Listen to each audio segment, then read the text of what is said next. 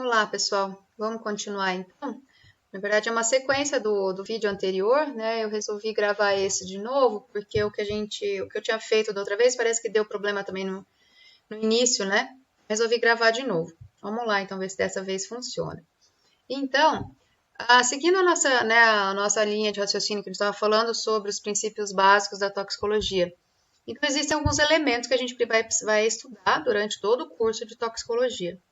Na verdade, a gente até chegou a discutir um pouco sobre esses elementos na hora que a gente estava falando sobre a introdução. Então, lembra que eu disse para vocês que uma dos primordial na toxicologia é a substância química. Nosso foco de atenção, nosso foco de estudo sempre vai ser substância química. A gente pode até ter algum estudo relacionado a micro-organismo, desde que esse micro-organismo produza uma toxina ou uma substância química capaz de levar, excrete, né, alguma substância química capaz de levar ao efeito nocivo. Então, sempre o foco nosso vai ser na substância química. E, na verdade, a substância química reagindo com o organismo. Então, essa é a importância da toxicologia, do nosso estudo existe a substância química, o organismo entra em contato com a substância química, reage à presença dessa substância química no organismo e leva ao efeito nocivo. Então, esse é o nosso tripé. Existe sempre a substância química, o organismo que vai se expor, a substância entra em contato com o organismo reage contra a presença da substância química, levando ao efeito nocivo. Mais ou menos uma analogia que a gente consegue fazer com as substâncias de efeito farmacológico. Os medicamentos. Então, o fármaco entra em contato com o organismo responde à presença desse fármaco, levando ao efeito terapêutico, que é o que a gente busca. Na verdade, no caso da toxicologia, a gente tem, ao invés do efeito terapêutico, é um efeito tóxico que a gente vai estudar. Muitas vezes pode ser até induzido pelo próprio medicamento. É uma ciência multidisciplinar, vocês vão ver que a gente vai precisar de conhecimento de várias áreas, por isso que uma disciplina que é dada no final do curso. Então, a gente tem conceitos de farmacologia, patologia, fisiologia, bioquímica, muito da química, principalmente nas aulas, para quem for fazer a disciplina eletiva, a análise toxicológica, a gente vai precisar de vários conceitos da química para fazer a detecção de substâncias. Saúde pública, citologia, histologia e bastante de estatística também, para a gente entender qual que é o alcance dessa toxicidade numa população, né? A gente entender como é que a população vai se comportar. Então, como eu disse, uma ciência multiprofissional, e aqui está o nosso tripé, novamente, substância química, organismo e efeito tóxico. Então, aí a gente tem as áreas, basicamente, da toxicologia, né? A toxicologia analítica, ou chamada também de toxicologia química, que faz a detecção das substâncias. Nessa área aqui, muitos farmacêuticos trabalham, mas também vocês concorrem com os químicos, né? Porque é por causa dos conhecimentos da química. Mas uma coisa bastante importante para quem escolher trabalhar com toxicologia é que a farmácia é o único curso que é exigido pelo MEC que tenha no seu currículo básico a toxicologia. As outras profissões não são exigidas, nem a medicina, por incrível que pareça. Então, é a única área do conhecimento em que, para se formar, precisa obrigatoriamente da toxicologia.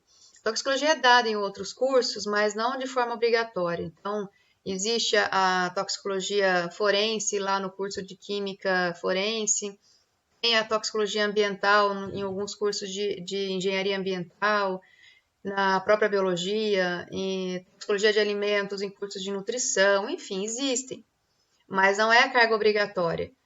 Então, acaba que o farmacêutico acaba saindo muito na frente em relação ao conhecimento de toxicologia em relação a outros profissionais. Mas aqui, no caso da toxicologia analítica ou toxicologia química, os farmacêuticos concorrem sim com os químicos, obviamente, por causa da área. A toxicologia clínica ou médica, existem alguns médicos que fazem especialização ou graduação em toxicologia e acabam atuando nessa área, toxicologia médica ou clínica. Avalia a resposta do organismo à presença da substância química. E a toxicologia experimental, que também é uma área bastante importante de trabalho, bastante para farmacêuticos, mas existem profissionais de outra área, lógico que tem, mas tem muito farmacêutico que atua nessa área, que é a que eu atuo também. A gente tenta entender os efeitos tóxicos, né, o mecanismo de ação, os mecanismos moleculares e celulares para que aquele efeito apareça e o que se pode fazer para proteger a pessoa exposta. Dessa forma, a toxicologia tem 3 finalidades principais: prevenção, tratamento e diagnóstico. Só que a prevenção, né, na verdade, hoje em dia, a prevenção é o nosso foco principal. Como eu falei no outro vídeo, né, a gente tem contato com substâncias químicas no dia a dia, desde a hora que a gente acorda até a hora que vai dormir, a gente tem exposição. Então, a gente está sempre exposto, na maioria das vezes exposto a mais de uma substância. Então, é importante que a gente previna que os efeitos tóxicos aconteçam. Para isso é importante a gente entender a substância. Caso não tenha tido como fazer a prevenção, então também é função do toxicologista o tratamento e o diagnóstico de intoxicação também. Alguns conceitos importantes que a gente vai usar ao longo de todo o curso. O que é um agente tóxico ou toxicante? O agente tóxico ou toxicante é qualquer substância química capaz de causar um efeito considerado nocivo ao sistema biológico quando com ele interage. Esse quando com ele interage depende muito da dose, né, e de outras características da exposição. Mas, em teoria, qualquer substância pode ser um agente tóxico. Mesmo uma substância como a água, por exemplo, que é uma substância essencial para o funcionamento do organismo humano, pode ser considerada como agente tóxico. Lógico, tudo vai depender da dose. Lembram lá que Paracelsus diz? Tudo é tóxico dependendo da dose. E um outro termo bastante importante é o que é xenobiótico. Qualquer substância química estranha ao organismo, seja quali ou quantitativamente. Então, o termo xenobiótico significa algo estranho, né? Esse prefixo xeno significa estranho. Então, xenobiótico é aquela substância estranha ao organismo, quali ou quantitativamente. O termo qualitativo ou xenobiótico qualitativo é aquele que é estranho ao organismo, independente da dose. Ele é sempre estranho. Ele não tem uma substância que não tem nenhuma função endógena, não tem nenhuma função fisiológica. Então, por exemplo, o chumbo é uma substância sempre estranha ao organismo, independente da concentração que ela tiver no organismo, certo? Vocês concordam com isso? Benzeno, por exemplo, é uma substância sempre estranha. Eu não estou falando de toxicidade, estou falando de se é normal para o organismo ou não. Então, aquelas que são xenobiótico qualitativo, quer dizer, independente da dose, aquela substância vai ser estranha. Já o xenobiótico quantitativo é aquele que depende da dose, ou seja, pode até existir substâncias que a gente tem contato, existem normalmente no nosso organismo, mas em que doses elevadas, essa substância passa a apresentar uma estranheza. Por exemplo, a gente tem o selênio, manganês, são compostos essenciais ao nosso organismo. Mas, dependendo da dose, né, esses compostos podem passar a ser xenobióticos, podem passar a ser estranhos e com isso podem levar a efeito tóxico.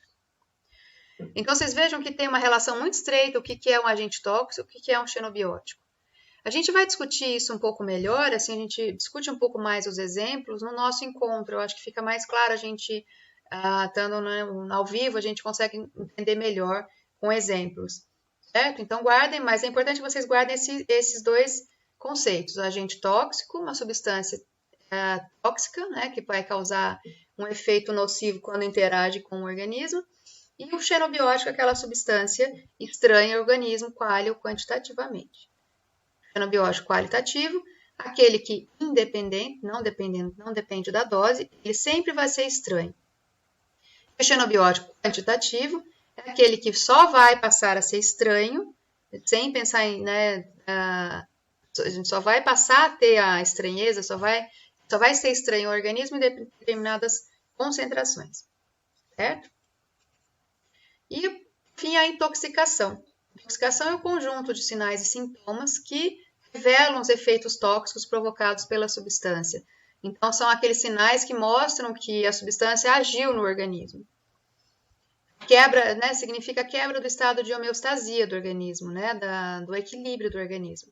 Ou seja, a intoxicação a gente chama é uma doença, é uma patologia. Então, a intoxicação nada mais é que a manifestação dos efeitos nocivos. Normalmente, a intoxicação a gente pensa num conjunto de sintomas e não um único efeito tóxico. É sempre um conjunto de sintomas. certo? Quando a gente pensa nas substâncias químicas, a gente pode desenhar alguns perfis de toxicidade para essas substâncias, né? Um painel dos efeitos tóxicos ou nocivos. Primeira coisa, quanto à região atingida. Então, mais uma vez, esse painel dos efeitos tóxicos, eu vou explicar para vocês aqui, e depois a gente vai discutir no nosso encontro, que eu acho que vai ficar mais fácil de vocês entenderem, né, com outros exemplos. Mas o que é importante, quanto ao local, né, quanto à região atingida, o efeito pode ser local, quando acontece, né, no local de exposição, o efeito acontece no mesmo local. Por exemplo, uma substância, um ácido forte, quando entra em contato com a pele, vai levar à corrosão daquela região, levando, né, a um efeito local. E o efeito sistêmico é aquele efeito que vai acontecer no organismo como um todo, e para que ele aconteça, a gente tem necessariamente que aconteça a absorção da substância. O local, não. A substância que tem efeito local, ela não necessariamente vai ser absorvida para ter efeito. Então, como eu disse, um ácido forte, ele vai ter um efeito local, né? E né, não precisa da absorção, ele é só no local onde ele acontece. Lembra lá no histórico que eu estava falando sobre os cosméticos à base de arsênio, que foi muito utilizada lá na época da Idade Antiga para levar, né, para uma arma de assassinato? O arsênio tem efeito tanto local quanto sistêmico, isso é importante. O efeito local, quando se passa, se tem exposição ocupacional, por exemplo, no ambiente de trabalho com arsênio, pode acontecer o câncer de pele. A gente pode ter algumas doenças relacionadas à escamação da pele, à queratose e tal, e até chegar ao câncer de pele. E, por outro lado, então ele tem um efeito local, e por outro lado, ele pode ser absorvido pela pele, atingir a corrente sanguínea e ser distribuído pelo organismo todo, e aí levar ao efeito sistêmico. Então, a gente tem substâncias que têm só efeito local, outras que têm só efeito sistêmico, e algumas que têm ambos os efeitos. Algumas substâncias, por exemplo, uma das talvez a mais comum, mais fácil de entender, com efeito só sistêmico, é o monóxido de carbono. O monóxido de carbono, quando a pessoa se expõe, né, por via respiratória ao monóxido de carbono, o pulmão, a pessoa não sente nada no pulmão, né, aonde, né, que é o local de contato. Ela vai ter o efeito sanguíneo que vai levar aqueles sintomas todos de alteração no transporte de oxigênio. Então, é um efeito sistêmico. Então, ela tem aqueles efeitos de asfixia, mas não é ocasionado pela ação do monóxido de carbono no pulmão. O pulmão continua tendo ação, né? A sua movimentação de expansão e contração é igual. O que acontece é que o oxigênio no sangue não consegue ser distribuído. Então, é o efeito sistêmico e não tem efeito local. Por isso que a gente chama o monóxido de carbono de um assassino silencioso. Porque a pessoa que se expõe ao monóxido de carbono, ela não é um gás que tem aquele cheiro que você percebe que tem que sair dali. A pessoa começa vai sentindo os efeitos e nem sabe às vezes por quê. Lembra aquele caso daqueles jogadores do Flamengo que foram intoxicados por causa de um problema que teve no ar-condicionado, que pegou fogo no ar-condicionado? E aí a gente vê as imagens na TV, na internet, os meninos saindo daquele container onde eles estavam dormindo, eles meio atordoados, assim, meio cambaleando e tal. E aí eu escutei muita gente falar naquela época, por que eles não saíram na hora que sentiram o cheiro? Porque eles não sentiam.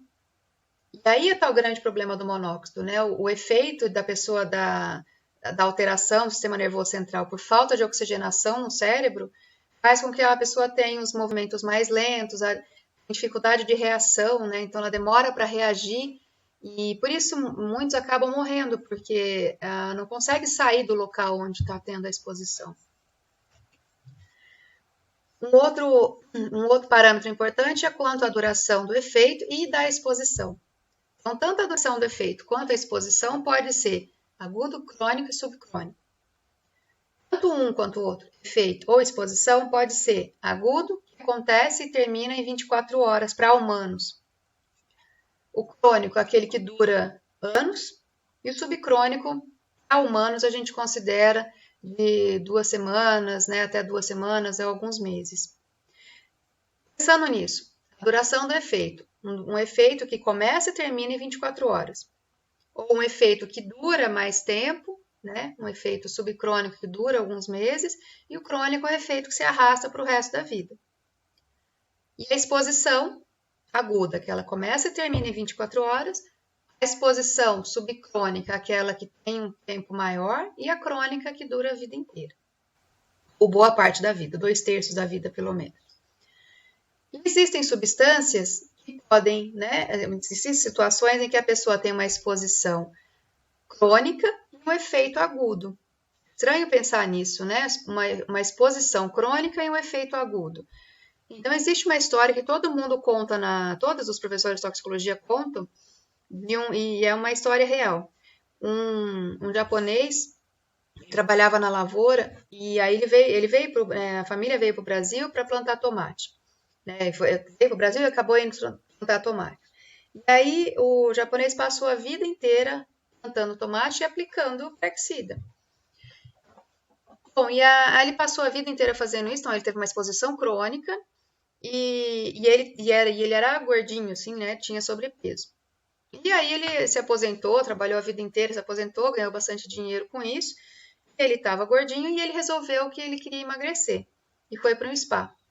Aí ele foi para o spa, em 3 dias ele morreu. E o diagnóstico da morte dele foi que ele morreu intoxicado por praguicida. Uma exposição aguda. Mas aí, pensem bem, como que pode ser uma exposição? Não é que ele teve um efeito agudo, sendo que ele não estava mais exposto. O que aconteceu no organismo dele? Então vejam que ele teve a exposição crônica, então ele foi se expondo à substância química ao longo da vida. O praguicida que ele usava era um organoclorado do tipo do DDT, que foi usado até a década de 80 no Brasil. É uma substância extremamente lipossolúvel, então a lipossolúvel vai ficar no tecido adiposo. E aí ele, como estava com sobrepeso, aquele tecido adiposo era suficiente para segurar essa substância química armazenada no tecido adiposo. O que aconteceu? Quando ele emagreceu rapidamente, ele mobilizou, né, aquela substância que estava armazenada no tecido adiposo, foi mobilizada e jogada direto, né, numa quantidade grande na corrente sanguínea. Então, foi uma exposição crônica que levou a um efeito agudo. Pode acontecer o contrário.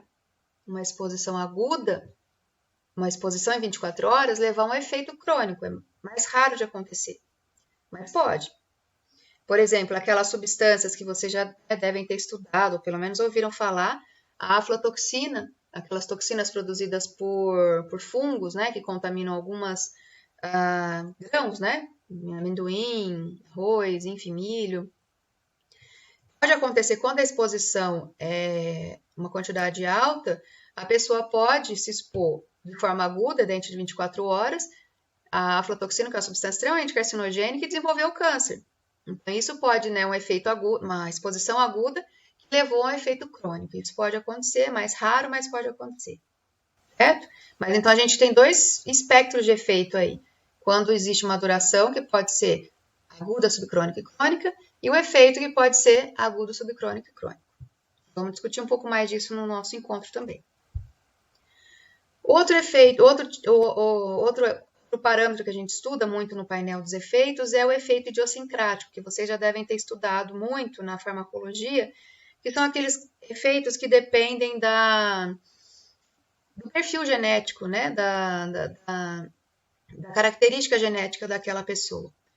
Então, pode ser uma pessoa que metaboliza mais rapidamente uma determinada substância, ou que metaboliza muito lentamente uma substância, ou que não tem um sistema enzimático funcionando.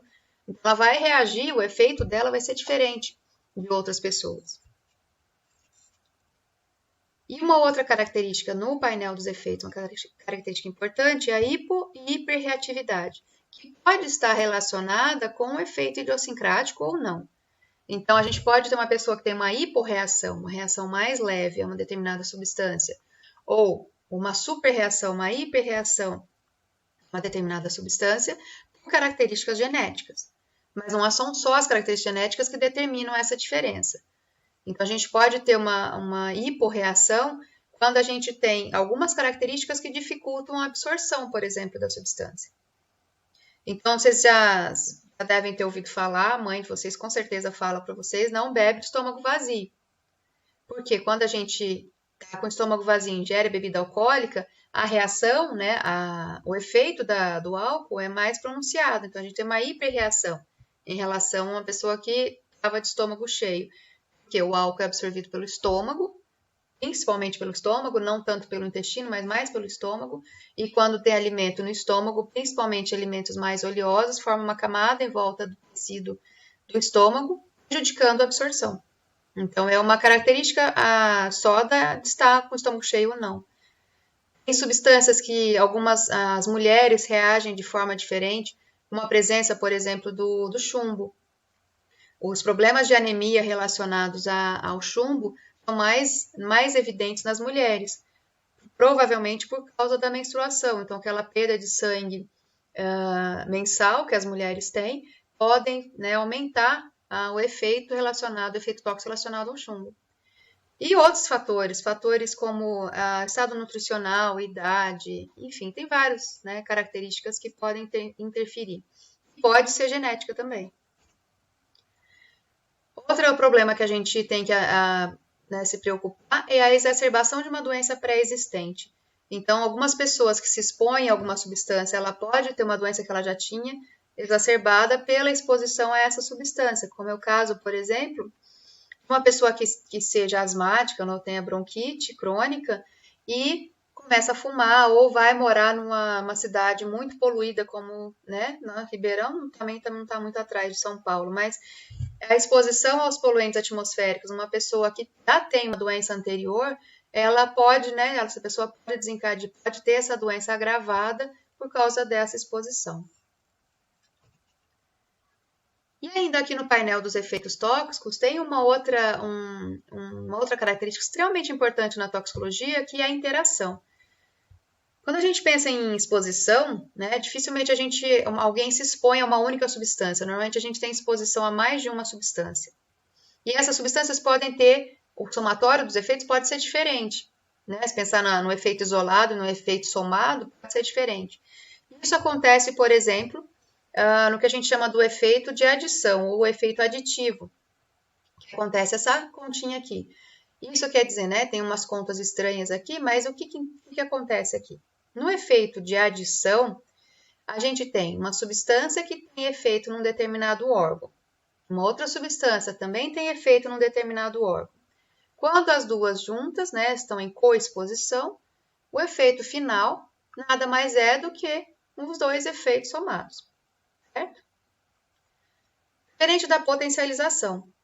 Vamos pensar num efeito, né, uma substância que tem efeito aditivo. O álcool, por exemplo, é uma substância que leva à depressão do sistema nervoso central. Os barbitúricos também são substâncias que causam depressão do sistema nervoso central. Então, quando as pessoas utilizam o álcool juntamente com o barbitúrico, as duas com efeito no sistema nervoso central, o efeito final continua sendo a depressão do sistema nervoso central, que é nada mais é do que a soma dos dois efeitos depressores somados. É diferente da potencialização. Na potencialização, a gente tem uma substância que tem efeito num determinado órgão e uma outra substância que não tem efeito nesse órgão. Mas as duas juntas vão fazer com que o efeito daquela primeira seja maior. Pode ser que ela facilite a penetração da substância naquele órgão, ou que ela prejudique a metabolização, enfim, tem vários mecanismos que explicam isso. Mas o que é importante é que, em casos em que tem coexposição, o efeito final não é o somatório, é um efeito maior. Então, a gente consegue entender melhor esse efeito quando a gente pensa no tetacloreto de carbono. O tetacloreto de carbono é uma substância hepatotóxica, então ela tem efeito no fígado. O isopropanol é uma substância que não tem efeito no fígado. Mas quando, por exemplo, no ambiente ocupacional, no ambiente de trabalho, existe a exposição ao tetacloreto de carbono junto com o isopropanol, o efeito hepatotóxico do tetacloreto de carbono é maior. Provavelmente, nesse caso, o isopropanol facilita a entrada do tetacloreto de carbono nos hepatócitos. Uma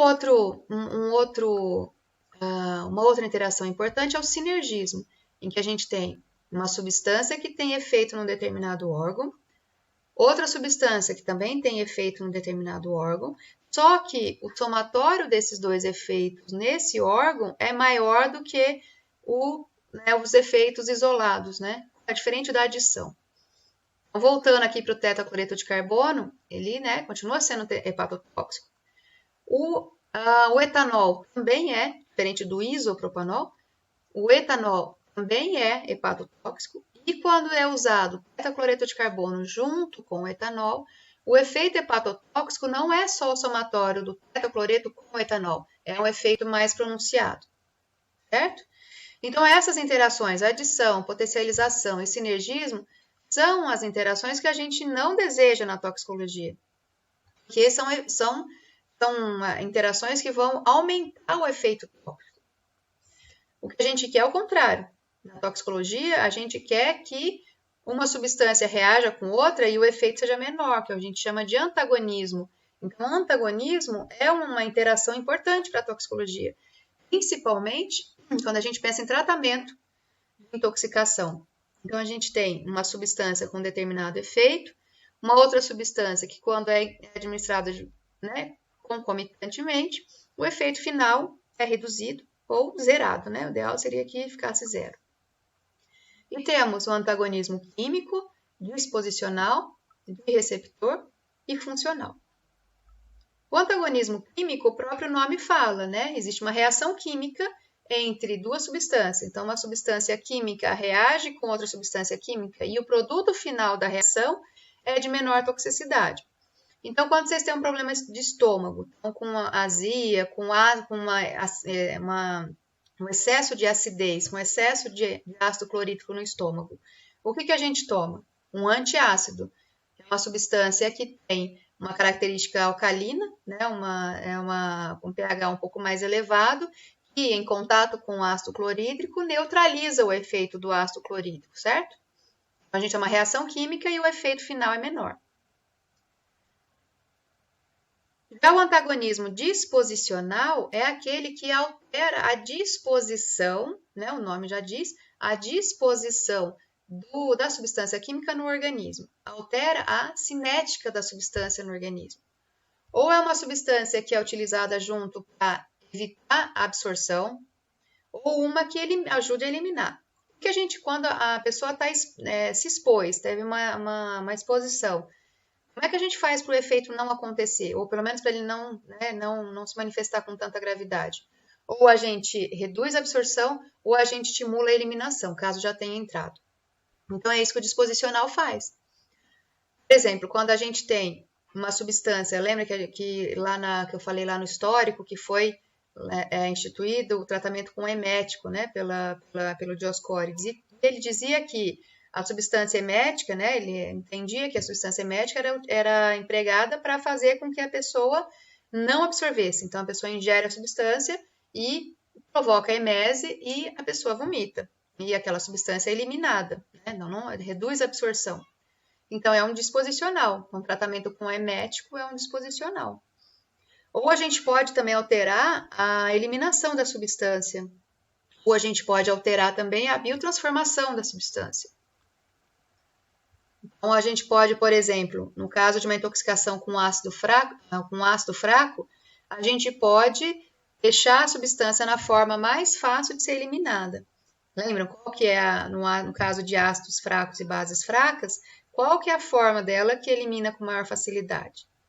A forma, né, para eliminar na urina.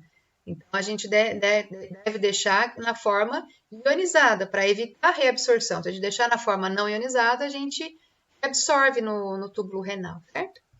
Então, a gente pode jogar com o pH da urina para fazer com que a gente consiga manter aquela substância, o ácido fraco ou a base fraca, no pH da urina, né? Manter um pH que faça com que ela fique mais na forma ionizada e seja eliminada com a urina, certo?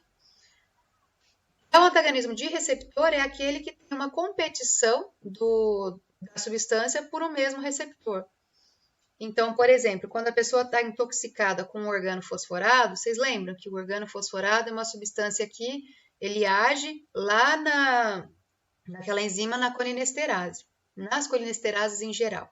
Então, o organofosforado se liga à colinesterase. Aí a gente pode usar uma substância que é usada como um antídoto para intoxicação para organofosforado, que é a pralidoxina. A pralidoxina, ela compete com o organofosforado pelo mesmo receptor lá na colinesterase e desloca o praguicida. Então, desocupa o receptor, a enzima volta a ter atividade e aí os efeitos reduzem também. E o antagonismo funcional é aquele que a gente usa no caso no tratamento de suporte mesmo para a pessoa intoxicada. Então, se a pessoa se intoxicou e teve uma convulsão, é usado o anticonvulsivante. Se ela teve uma crise hipertensiva, se usa uma substância para reduzir a pressão arterial. E assim vai. A gente usa substâncias que têm função contrária àquela que está levando a intoxicação, certo? Então, guardem tudo isso na cabeça e a gente vai discutir tudo isso no nosso encontro, né? Com mais exemplos, e aí vocês podem me contando também se vocês já ouviram falar de alguma coisa, enfim, a gente conversa um pouco mais para ficar mais claro isso para vocês, tá certo? Como vocês vão ver ao longo do curso, né? A gente vai estudar os efeitos tóxicos, né? Desde a exposição. Depois vocês vão estudar com a professora Vera a toxicocinética, que é aquele caminho que a substância percorre no organismo para levar aos efeitos.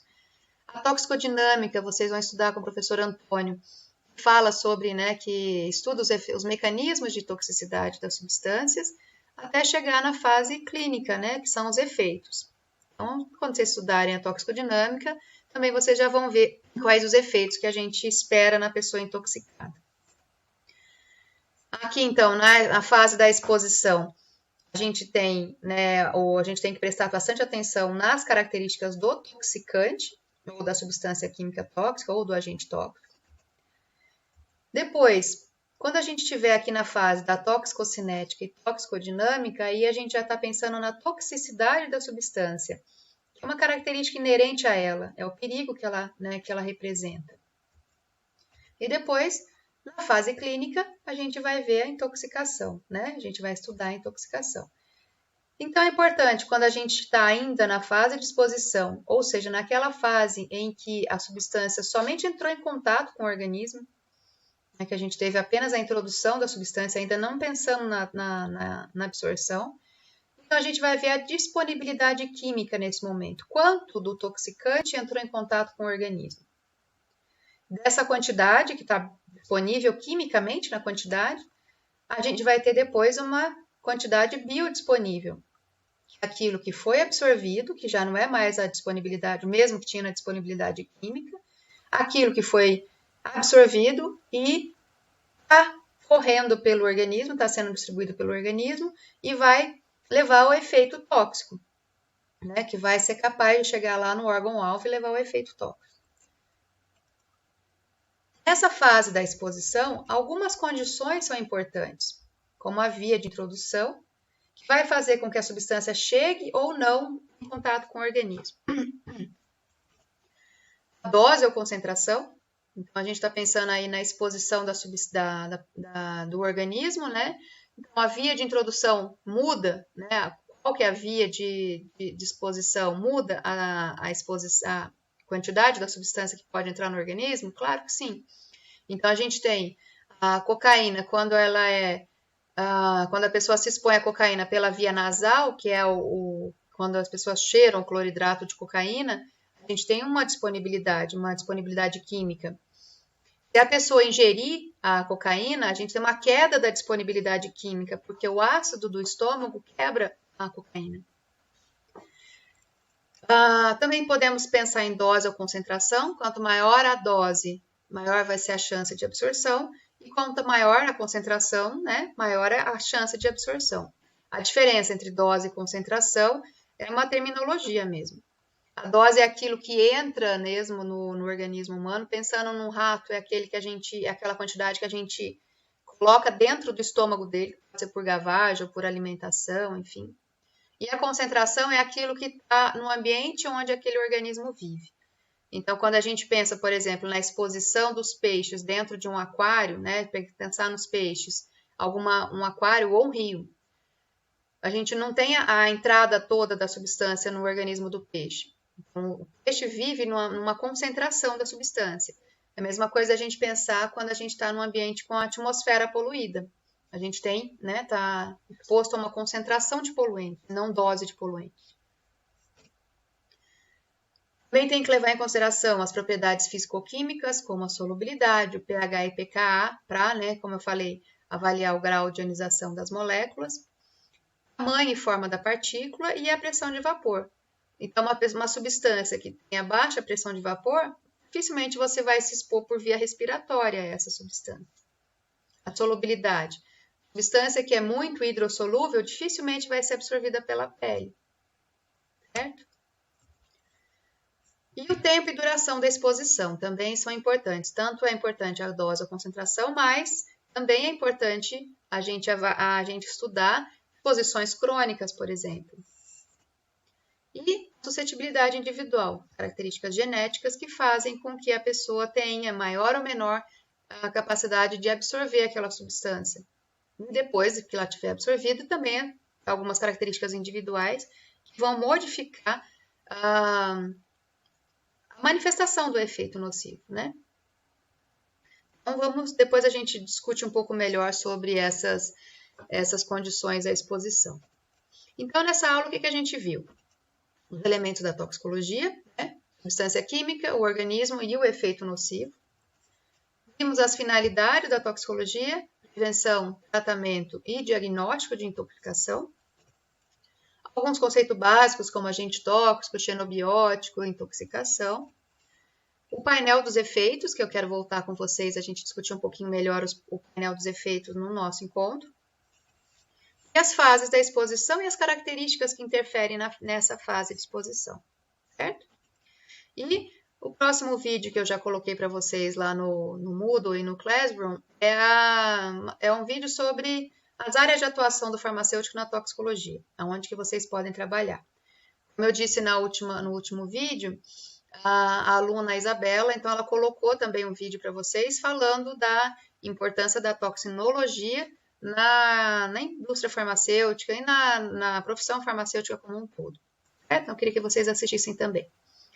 Então, a gente se vê no encontro, né? E lembrando, a estrutura nova, o encontro é na outra quinta-feira, não nessa dessa semana, na próxima quinta-feira, e integral e noturno na próxima sexta-feira, certo? Então, vejo vocês depois, se cuidem e até mais tarde.